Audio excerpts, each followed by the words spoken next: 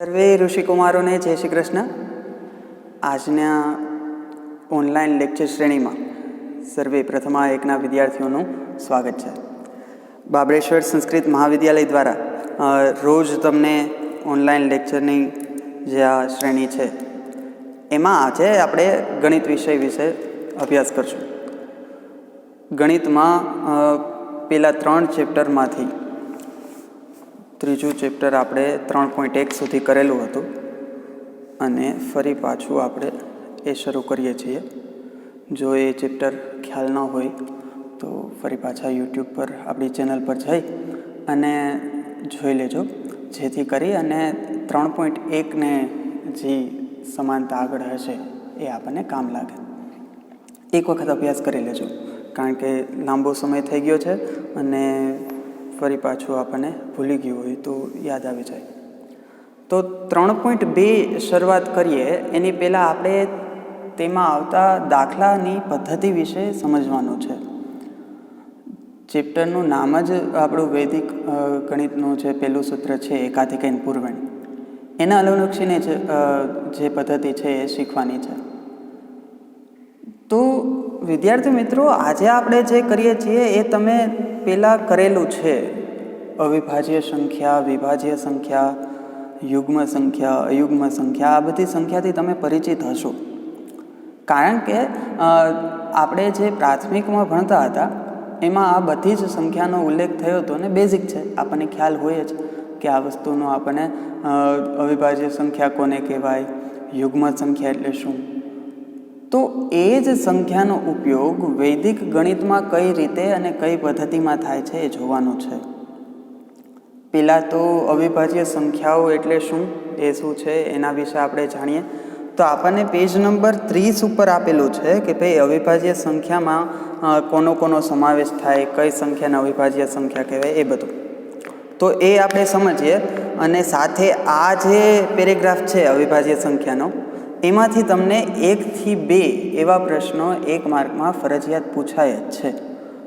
એમાંથી પણ એક પેલો 2 એ સૌથી નાની અવિભાજ્ય સંખ્યા છે, એ દર વર્ષે પૂછાય છે. તો આવા જે વન લાઇનર ક્વેશ્ચન હોય એ યાદ રાખવાના. ને સાથે સાથે તમે પાઠ્યપુસ્તકમાં ટીક પણ કરતા જાજો. અને જો પાકી બુક બનાવી હોય તો એમાં 1 માર્કના પ્રશ્નો એવું હેડિંગ બાંધી અને નીચે આવી રીતના બધા પ્રશ્નો લખી લેવાના. ભલે ને સ્વાધ્યાયમાં વિકલ્પમાં આ પ્રશ્નો ન હોય, પણ કદાચ તમને પાઠ્યપુસ્તકમાં વિકલ્પ સિવાય પાઠ્યપુસ્તકમાંથી 1 માર્કના પૂછે તો તમને સરળતાથી આવડી જાય. અને આવા જ વન લાઇનર છે એ તમને વિસ્તૃત જવાબ આપવાના હોય ત્યારે ખૂબ જ કામ લાગે છે, એ પણ તમને ખ્યાલ હશે. તો આવી એક ટેવ રાખવાની. બાકી બુક હોય ને એમાં આવી રીતનું વન લાઇનર ક્વેશ્ચન હેડિંગ આપવાનું, અથવા તો વધારાના પ્રશ્નો કોઈ પણ હેડિંગ આપી અને તમે પાઠના અંતે આવી રીતે લખી શકો. એક સારી ટેવ છે, કરજો. સમય છે તમારી પાસે, એટલે આવું બધું કરવાનું. ચાલો, અવિભાજ્ય સંખ્યાઓ. આજે તો આપણે 4 મુદ્દા વિશે ભણવાનું છે. અવિભાજ્ય સંખ્યાઓ, વિભાજ્યતાની ચાવીઓ, ધનાશ્લેષક, આશ્લેષણ વિધિ અને વિભાજ્યતા. આના વિશે આપણે આજે અભ્યાસ કરવાનો છે. એમાં સૌથી પહેલાં અવિભાજ્ય સંખ્યા. કોઈ પણ સંખ્યાને 1 વડે અને તે જ સંખ્યા વડે નિશેષ ભાગી શકાય તો તે અવિભાજ્ય સંખ્યા, એટલે કે અવિભાજ્ય સંખ્યાને માત્ર અને માત્ર 2 અવયવો છે એવું કહી શકાય, જે 1 અને સંખ્યા પોતે જ છે. અવિભાજ્ય સંખ્યાની સરળ વ્યાખ્યા આપણને આપી છે, આપણે જાણીએ છીએ. 1 એ વિભાજ્ય કે અવિભાજ્ય સંખ્યા નથી, એ વિશિષ્ટ સંખ્યા છે. વન લાઇનર ક્વેશ્ચન તમને પૂછવું હોય, ખરા અથવા ખોટામાં પૂછે, પેલામાં ખાલી જગ્યામાં પૂછે, અથવા તો વિકલ્પમાં પૂછે કે 1 એ કેવી સંખ્યા છે, અવિભાજ્ય, વિભાજ્ય કે વિશિષ્ટ. તો ન તો વિભાજ્ય છે ના તો અવિભાજ્ય છે, તે કેવી સંખ્યા છે, વિશિષ્ટ સંખ્યા છે. 0 વડે કોઈ પણ સંખ્યાનો ભાગાકાર થઈ શકતો નથી, એટલે કે 0 છે કોઈ દિવસ ભાજક ન હોય. 0ને કોઈ પણ સંખ્યા વડે ભાગતા ભાગફળ હંમેશા કેવું આવે, 0 જ આવે. તમે છેદમાં 0 લખો ને, કોઈ પણ સંખ્યાને 0 વડે ભાંગો ને તો તેનો જવાબ નિશ્ચિત નથી, ઇન્ફાઇનાઇટ અથવા તો અનંત. અથવા તો 0 વડે કોઈ પણ સંખ્યાને ભાંગો તો તેનો જવાબ કેવો આવે, 0 જ આવે. તો આ એક વસ્તુ ધ્યાનમાં રાખજો. 2 એ સૌથી નાની અવિભાજ્ય સંખ્યા છે. 2 એ એકમાત્ર એવી યુગ્મ એટલે કે બેકી સંખ્યા છે જે અવિભાજ્ય છે. બાકી કોઈ એવી યુગ્મ સંખ્યા અવિભાજ્ય છે નહીં. બધી જ અયુગ્મ સંખ્યાઓ અવિભાજ્ય નથી. જો આપણે મનમાં ધારી લીધું હોય કે બધી જ એકી સંખ્યા છે એ બધી જ એકી સંખ્યા છે એ અવિભાજ્ય જ હોય તો એ ખોટી વાત છે. આપણને જો ઉદાહરણ પણ આપ્યું કે 5 અવિભાજ્ય છે કારણ કે 5નો ભાગાકાર 1 અને 5 વડે જ નિશેષ થઈ શકે, બાકી કોઈ એવી સંખ્યા વડે 5નો નિશેષ ભાગાકાર થઈ શકે નહીં. આમ 5ના કેટલા અવયવો થાય તો કે 1 અને 5 એમ 2 જ અવયવો છે. જ્યારે એક એવી એકી સંખ્યા લે કે જેના 1 કરતાં વધારે 2 કરતાં વધારે અવયવો છે તો એવી કઈ તો કે ના 9 એવો ડિજિટ છે કે જે અયુગ્મ પણ છે અને સાથે સાથે અવિભાજ્ય પણ નથી. જો એનું કારણ શું આપ્યું છે, 9 અયુગ્મ સંખ્યા હોવા છતાં અવિભાજ્ય નથી કારણ કે 9ના અવયવો 1, 3 અને 9 એમ 3 અવયવો પડે છે. 3 ત્રેરી 9 ખ્યાલ છે ને. તો આવી રીતે એવું મનમાં નહીં ધારી લેવાનું કે દરેક અયુગ્મ સંખ્યા છે એ અવિભાજ્ય જ હોય. નહીં, ખોટી વાત છે. આવી રીતના 9 જેવી સંખ્યાઓ પણ છે એ 1 કરતાં 2 કરતાં વધુ અવયવો એના પોતે અને 1 સિવાય પણ તેના અવયવો હોય છે. ચાલો, ત્યારબાદ બીજો પોઈન્ટ છે વિભાજ્યતાની ચાવીઓ. તેના વિશે આપણે અભ્યાસ કરીએ. આપણે વિભાજ્યતા વિશેની કેટલીક ચાવી વિશે જોવાનું છે. જેમ કે દરેક આંકડાને કેના વડે ભાગી શકાય એની માટે છે ને એક શોર્ટ ટ્રીક આપી છે, એ ખાસ યાદ રાખજો.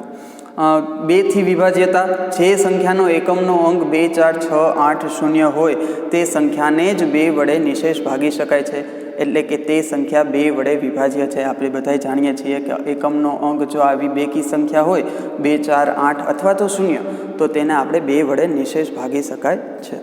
4થી વિભાજ્યતાની ચાવી કઈ છે તો કે જે સંખ્યાના છેલ્લા 2 અંકોથી બનતી સંખ્યાને 4થી નિશેષ ભાગી શકાય તેવી સંખ્યાને તો તે સંખ્યાને 4 વડે નિશેષ ભાગી શકાય છે. આપણે ઉદાહરણ લઈએ તો ખ્યાલ આવે. 4 વડે વિભાજ્ય માટે 332 સંખ્યા છે. આપણે જો દાખલા તરીકે આપ્યું છે તો એના છેલ્લા 2 અંક એકમનો અંક અને દશકનો અંક લેવાના તો કયા થાય 32. હવે 32ને 4 વડે નિશેષ ભાગી શકાય? જોવાનું તો કે હા ભાઈ 8, 4, 32. તો આખી સંખ્યા છે એને આપણે 4 વડે નિશેષ ભાગી શકીએ છીએ. તમારે એવડો મોટો ભાગાકાર ન કરવો પડે. આ તો 3 અંકની સંખ્યા થઈ.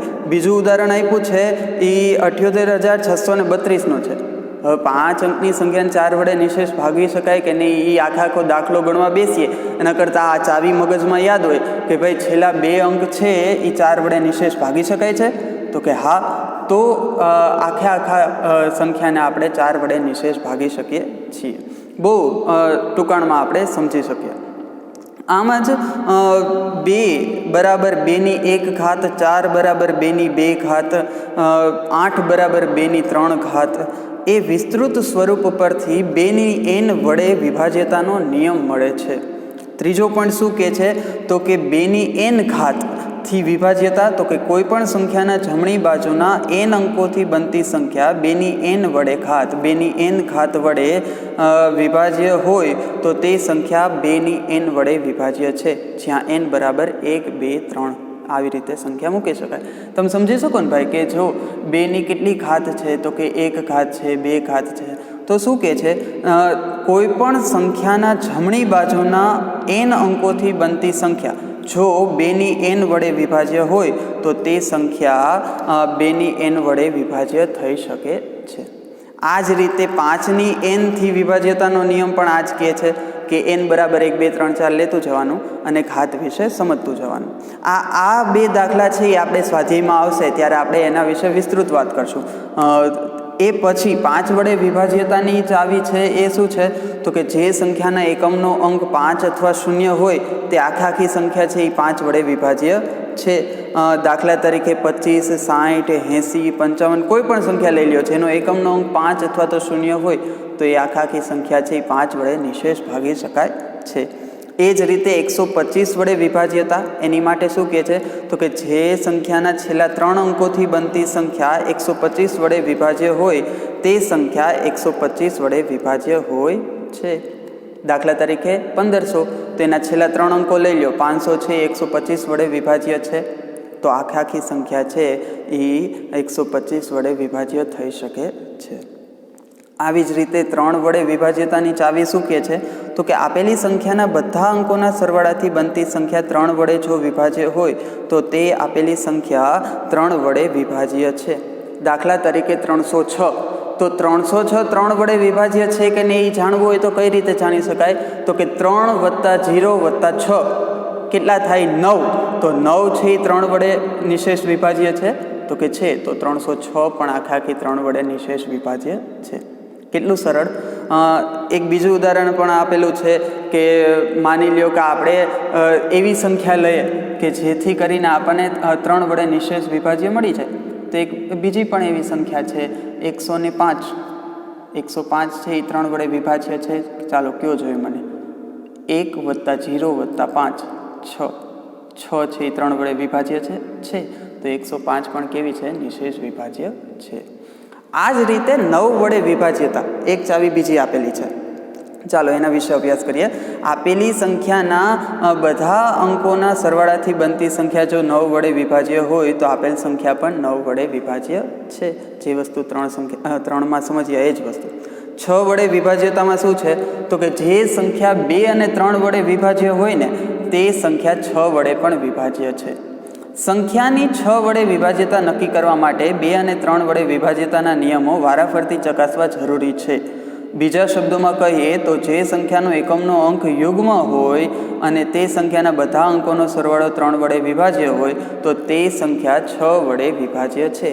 જે વસ્તુ 2 અને 3માં શીખ્યા વિભાજ્યતાની ચાવી એ જ વસ્તુ 6માં લગાડવાની છે. જો 2 અને 3 વડે વિભાજ્ય હોય તો આપેલી સંખ્યા 6 વડે પણ વિભાજ્ય છે એવું તેની ચાવી આપણને કહે છે. 10 વડે વિભાજ્યતાની કેટલી સરળ ચાવી છે કે જે સંખ્યાના એકમનો અંક 0 હોય તે સંખ્યા 10 વડે વિભાજ્ય હોય છે. એ આપણે બધા જ જાણીએ છીએ. ચાલો આ જ રીતે વૈદિક પદ્ધતિથી એકાધિકાન મુજબ વિભાજ્યતા નક્કી કરવાની છે.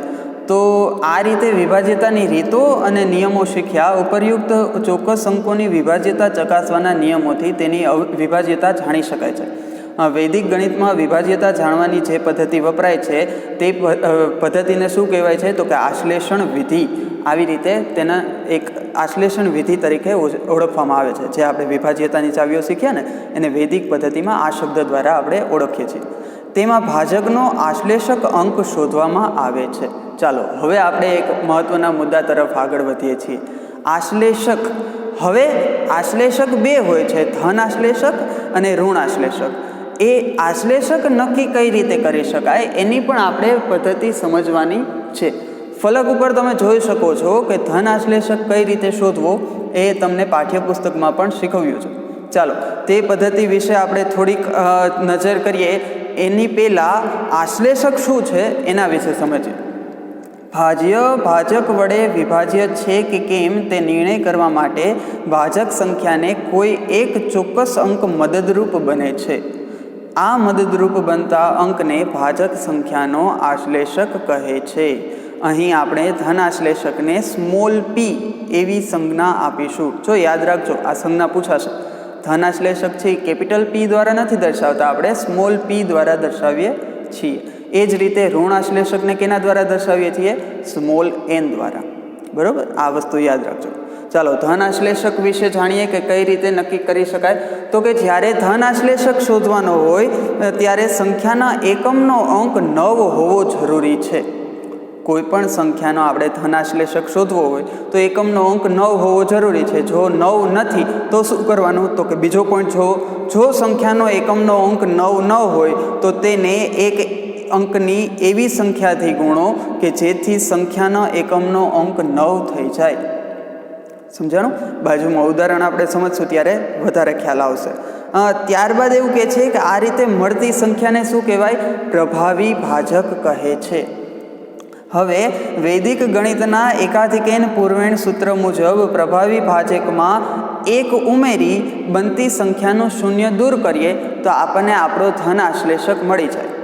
જે પ્રભાવી ભાજક સંખ્યા મળી એમાં 1 ઉમેરવાનો, એ સંખ્યા મળ્યા પછી એમાંથી 0 દૂર કરવાનો અને જે વધતી સંખ્યા મળે એને આપણે શું કહેવાય છે? ધન આશ્લેષક કહે છે. આપણા ભાજકનો ધન આશ્લેષક કહે છે. તમને ઉદાહરણ એ આપ્યું છે કે 0 દૂર કરતાં મળતી સંખ્યા તે ભાજકનો ધન આશ્લેષક છે. દાખલા તરીકે આપણે 7 છે એનો આપણે ધન આશ્લેષક શોધવો છે. હવે આની માટે આપણે એકમનો અંક 9 હોય એટલા માટે એને આપણે એવી સંખ્યા વડે ગુણશું એક અંકની કે જેથી કરીને એકમનો અંક 9 મળે. તો 7 7 49. તો એકમના અંકમાં 9 આવી ગયા. હવે 9માં 49માં 1 ઉમેરવાનો એટલે કેટલા થાય? 50. 50માંથી 0 દૂર કરવાનો એટલે કઈ સંખ્યા મળે? 5. અને જે 5 સંખ્યા મળે છે એને આપણે શું કહીએ છીએ? ધન આશ્લેષક કહીએ છીએ. આ જ વસ્તુની વિસ્તૃત માહિતી પાછળ કોષ્ટક આપ્યા ને, કોષ્ટક 1, 2 ને 3 એમાં સમજીએ. ચાલો, ભાજક છે 9, તો એમાં તો કંઈ જરૂર જ નથી. એની પછી 29, 39 એવા છે કે જેનો એકમનો અંક 9 છે, તો એમાં આપણે કંઈ ગુણવાની જરૂર છે નહીં. તો આપણો પ્રભાવી ભાજક પણ કોણ થાય? 9, 19, 29, 39 એ જ થાય. તો આગળ વધીએ તો તેમાં એકાધિક એટલે કે ઉમેરીએ તો 9માં 1 ઉમેરીએ તો 10, 0 દૂર કરીએ તો 1. તો આપણો ધનાશ્લેષક કયો થયો? 1. એ જ રીતે કોષ્ટક 2 છે એનો 3, 13, 23, 33. તો 23નું ઉદાહરણ જુઓ. 23 છે એના એકમના અંકમાં 9 નથી, તો 9 લઈ આવ્યા છે ને, તો એની માટે એને આપણે 3 વડે ગુણશું. 3 વડે ગુણ્યા પછી કઈ સંખ્યા આવશે? 69. 23 તેરી 69. તો 69 જે સંખ્યા છે એ કઈ થઈ? પ્રભાવી ભાજક સંખ્યા થઈ. હવે એકાધિક n પૂર્વેણ મુજબ એમાં 1 ઉમેરીએ તો 69 વત્તા 1 કેટલા થાય? 70. તો 70માંથી 0 દૂર કરો તો કઈ સંખ્યા વધી? 7. તો આપણો 23નો ધન આશ્લેષક કોણ થાય? 7 થશે. ખ્યાલ આવે છે? આ જ રીતે 3 કોષ્ટક છે એ સમજો. અને સાથે એક આપણને સૂત્ર પણ આપેલું છે પેજ નંબર 31 ઉપર નોંધ કરીને છે ને, તેમાંથી પી છે, પી એ શું છે? ધન આશ્લેષક છે. ત્યારબાદ n છે, સ્મોલ n છે, એ ઋણ આશ્લેષક છે. અને છેલ્લે જે સંખ્યા આપેલી છે x છે એ આપણી શોધવાની સંખ્યા છે. આપણે 7 વડે વિભાજ્યતા ચકાસવાની હતી, એ જ વસ્તુનો આપણે એમાં ઉપયોગ કરીએ તો આપણી પાસે ઋણ આશ્લેષક નથી. તો સંખ્યા અને ધન આશ્લેષક બંને છે, તો એની ઉપરથી આપણે ઋણ આશ્લેષક પણ શોધી શકીએ. ખ્યાલ આવે છે? અહીંયા તમને બંને 23 અને 7 બંનેનો ધન આશ્લેષક ગોતી દીધો છે. હવે એનો ઋણ આશ્લેષક મેળવવો હોય તો પીની જગ્યાએ ધન આશ્લેષકની કિંમત મૂકવાની અને એક્સની જગ્યાએ આપણી ભાજક સંખ્યા મૂકવાની, જેથી કરીને આપણને ઋણ આશ્લેષક પણ તેનો મળી જાય. આ જ રીતે તે સૂત્રનો ઉપયોગ કરી અને આપણે ધન આશ્લેષક અને ઋણ આશ્લેષક શોધી શકીએ છીએ. મિત્રો, આ વાત આપણે આશ્લેષણ વિધિમાં આગળ કરશું ત્યારે ધન આશ્લેષક શોધવા માટે ખૂબ જ ઉપયોગી છે. ફલક ઉપર 7 વડે વિભાજ્યતાની અને 23 વડે વિભાજ્યતાની આપણે બંને સમજ્યા એ તમને આપેલી છે કે જ્યારે એકમનો અંક 9 લેવાનો હોય તો તેને એક એવી સંખ્યા વડે ગુણવાનું કે જેથી કરીને એકમનો અંક 9 આવે. તો 7 7 49. ત્યારબાદ એમાં 1 ઉમેરીએ. જે પદ્ધતિ આગળ 3 થી 4 સ્ટેપમાં જ આપણને આશ્લેષક મળી જાય છે. પણ માત્ર યાદ રહેવું જોઈએ કે ભાઈ એકમનો અંક 9 ન હોય તો એક એવી સંખ્યા વડે ગુણવાનું કે જેથી કરીને 9 આવી જાય. તો ધન આશ્લેષક અને ઋણ આશ્લેષક આ રીતે શોધી શકાય છે. ત્યારબાદ આપણે તેનો ઉપયોગ વિભાજ્યતાની ચકાસણી માટે કરીશું અને તેના દાખલા સમજીશું. ત્યાં સુધી આ ધનાશ્લેષક અને ઋણાશ્લેષકની જે વિધિ છે, આ જે ફલક ઉપર લખેલું છે એ તમારે નોટબુકમાં લખવાનું છે. ત્યારબાદ તેના આપણે વધારાના દાખલા ગણીશું. સૌને જય શ્રી કૃષ્ણ.